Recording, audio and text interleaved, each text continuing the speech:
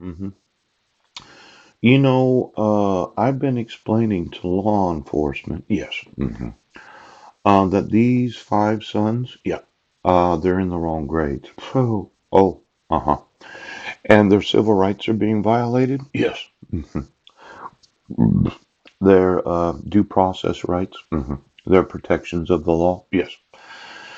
And I'm thinking that they're in school and they're feeling this pressure that if they had me as a father, yes, I would have the availability of going to the school and explaining why I don't want you to put pressure on my kids. Yes.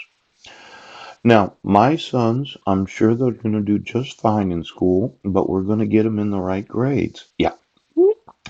Zachary should have graduated last year. Yes. And as much as you say, well, he's a junior this year, yeah, he sure shouldn't be. See, we should have moved him up at least one grade, but really two grades. Yes. Now, let's say you're in law enforcement. You're feeling the pressure. Yeah.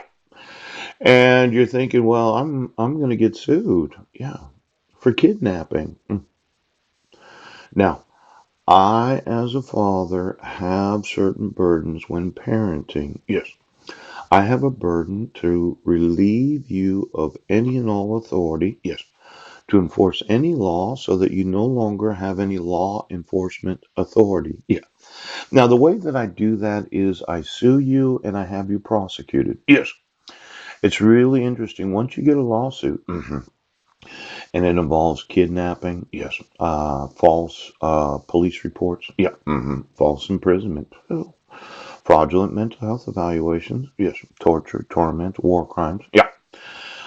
You no longer have any employment in the police department. Now, um, this protection order has forgery on it, yes. It violates the requirements of state law and federal law, yes. It is being used to keep me from my sons, yeah. Now, for every individual that went back to school in the last couple days, yeah, there might be some teachers that are feeling the pressure. And they're putting the pressure on the students because they just don't know what to do right now. Now, let's have a look at the schools, shall we? hmm there's what's known as 5G, yeah. And for most individuals in the high school, some of those in junior high, the kind of cell phone you have and your cell phone service is probably one of these status symbols. I mean, if you're really cool, cool, okay. If you're like one of these absolutely the most popular, yes. It used to be that you would wear a certain kind of clothing. Now, yeah, that's how it used to be.